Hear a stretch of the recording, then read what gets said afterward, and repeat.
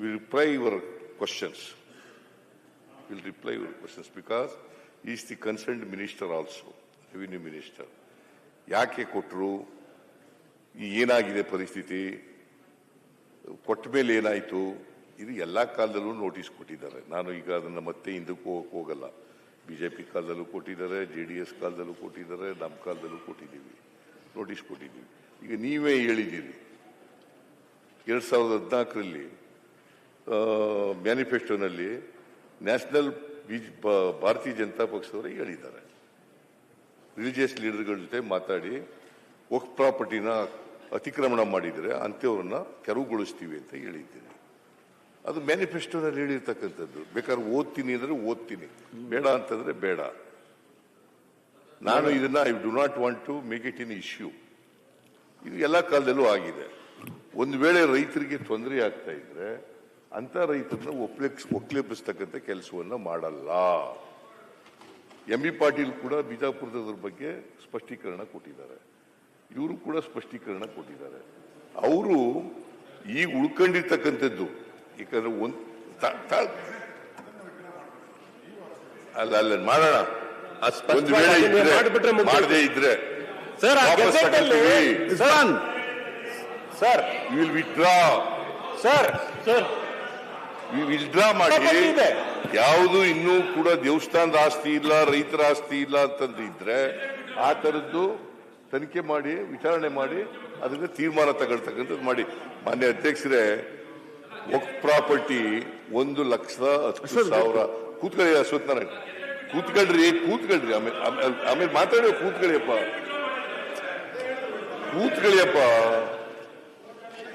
ವಕ್ಫ್ property ಮಾನ್ಯ ಅಧ್ಯಕ್ಷರೇ 1,10,000 ಎಕರೆ ಅಷ್ಟು ಚಿಲ್ಲರೆ. ಈಗ ಉಳ್ಕೊಂಡಿರೋದು 20,000 ಎಕರೆ. ಅದರಲ್ಲಿ ಇನಾಮ್ ಅಬಾಲಿಷನ್ ಆಕ್ಟ್ನಲ್ಲಿ ಕೆಲವಷ್ಟು ಎಕರೆ ಹೋಯ್ತು, ಲ್ಯಾಂಡ್ ರಿಫಾರ್ಮ್ಸ್ ಆಕ್ಟ್ನಲ್ಲಿ ಕೆಲವು ಎಕರೆ ಹೋಯ್ತು, ಬೇರೆ ಬೇರೆ ಕಾರಣಗಳಿಗೆ ಅಕ್ವರೆ ಮಾಡ್ಕೊಂಡಿರ್ತಕ್ಕಂಥ ಕಾರಣಗಳಿಗೋಸ್ಕರ ಸ್ವಲ್ಪ ಎಕರೆ ಹೋಯ್ತು. ಎಲ್ಲ ಹೋಗಿ ಇನ್ನು ಉಳಿದಿರ್ತಕ್ಕಂಥದ್ದು 20,000 ಎಕರೆ ಚಿಲ್ಲರೆ ಉಳಿದಿದೆ. ಅದನ್ನ ರಕ್ಷಣೆ ಮಾಡಬೇಕೋ ಬೇಡವಾ? ನೀವೇ ರಕ್ಷಣೆ ಮಾಡಬೇಕು ಅಂತ ಹೇಳಿದ್ದೀರಿ. ರಕ್ಷಣೆ ಮಾಡಬೇಕೋ ಬೇಡ? ಒಂದು ವೇಳೆ ಅದನ್ನು ರಕ್ಷಣೆ ಮಾಡುವಾಗ ಅತಾಚುರ್ಯದಿಂದ ಕಣ್ತಪ್ಪಿ ಏನಾದರೂ ನೋಟಿಸ್ಗಳು ಹೋಗಿದ್ರೆ, ರೈತರಿಗೆ ನೋಟಿಸ್ಗಳು ಒಪ್ಪಿಸ್ತಕ್ಕಂಥ ಕೆಲಸ ನಡೆದಿದ್ರೆ ಅದನ್ನು ಮಾಡೋಣ. ಹಿಂದೀಕರಣ ನಿಮ್ಮ ಕಾಲದಲ್ಲೂ ಆಗಿದೆ, ನಮ್ಮ ಕಾಲದಲ್ಲೂ ಆಗಿದೆ. ರೆವಿನ್ಯೂ ಡಾಕ್ಯುಮೆಂಟ್ RTC ತಿದ್ದುಪಡಿ ಮಾಡಿರ್ತಕ್ಕಂಥದ್ದು ಕಾಲಂ ನಂಬರ್ 9, ಕಾಲಂ ನಂಬರ್ 11 ನಿಮ್ಮ ಕಾಲದಲ್ಲೂ ಆಗಿದೆ, ನಮ್ಮ ಕಾಲದಲ್ಲೂ ಆಗಿದೆ. ಕಾನೂನು ಇತ್ತು, ಅದಕ್ಕೋಸ್ಕರ ಮಾಡೋದು ಅಂತ ನೀವು ಹೇಳ್ತೀರಿ. ನಾವು ಯಾತಕ್ಕೆ ಮಾಡಿದ್ರು? ಕಾನೂನು ಇದ್ದದ ಮಾಡಿದೀವಿ. It is A central act, ಕಾನೂನು ಇದ್ದದ್ರಿಂದ ಮಾಡಿದೀವಿ. ಅದರಿಂದ let mister Krishna Byregowda revenue ಮಂತ್ರಿ ಉಳಿದದಕ್ಕೆಲ್ಲ ಉತ್ತರ ಕೊಡ್ತಾರೆ. ನಿಮಗೆ ಸಮಾಧಾನ ಆಗೋ ರೀತಿಯಲ್ಲಿ ಅವರು ಉತ್ತರ ಕೊಡ್ತಾರೆ. ಮಾನ್ಯ ಅಧ್ಯಕ್ಷರೇ, ಯಾಕೆ ಸಭೆನೇ ಕೊಡ್ಲಿಲ್ಲ ಸರ್? ಅಲ್ಲ, ಯಾಕೆ ಸರ್? ವಕ್ಫ್ ಮಂತ್ರಿಗಳು ಕೆಪೇಬಲ್ ಇದಾರಲ್ಲ, ಅವ್ರು ಕೆಪೇಬಲ್ ಇಲ್ಲ ಅಂದ್ರೆ ಅವ್ರ ಕೆಪೇಬಲ್ ಇಲ್ಲ ಅನ್ನೋದಕ್ಕೆ ಸರ್ ಒಂದ್ ಸೆಕೆಂಡ್ ಬೆಲ್ಲದವ್ರೆ, ಒಂದ್ ನಿಮಿಷ. ಮಾನ್ಯ ಮುಖ್ಯಮಂತ್ರಿ ಗಮನಕ್ಕೆ ನಿಮ್ಗೆ ಪೂರಕವಾಗಿ ಹೇಳ್ತೀನಿ, ನೀವು ಆಮೇಲೆ ಉತ್ತರ ಕೊಡಿ. ಸರಿಯಾಗುತ್ತೆ, ಕೊಡಿ. ನಾನು ಡಿಸ್ಪ್ಯೂಟ್ ಇಲ್ಲ ನಂದು.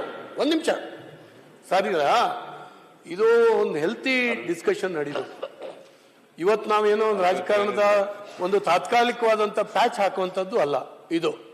ಯಾಕಂದ್ರೆ ನೀವು ಹೋದ್ರ ಮೇಲೂ ಇದು ಇರ್ತದೆ, ಅದನ್ನು ಸರಿ ಮಾಡಬೇಕು. ವಕ್ಫ್ ಆಸ್ತಿಯನ್ನು ಉಳಿಸ್ಕೊಂಡ್ಲಿಕ್ಕೆ ಸರ್ ನಮ್ಗೆ ಖಂಡಿತವಾಗೂ ನಮ್ಮ ಬೆಂಬಲ ಇದೆ. ನಮ್ದು ಏನೂ ತೊಂದರೆ ಇಲ್ಲ. ಆದರೆ ವಕ್ಫ್ ಆಸ್ತಿ ಅದು ಹೆಂಗ್, ಈಗೇನು ನಮ್ಮ ನಾಯಕರು ಕೆಲವು ದಾಖಲೆಗಳನ್ನು ಕೊಟ್ಟರು, ಇಲ್ಲಿ ನಮ್ಮ ಯತ್ನಾಳ್ ಅವರು ಕೆಲವು ದಾಖಲಾತಿಗಳನ್ನು ಕೊಟ್ಟರು, ನನ್ನ ಹತ್ರ ಕೆಲವು ದಾಖಲಾತಿಗಳಿದ್ದಾವೆ.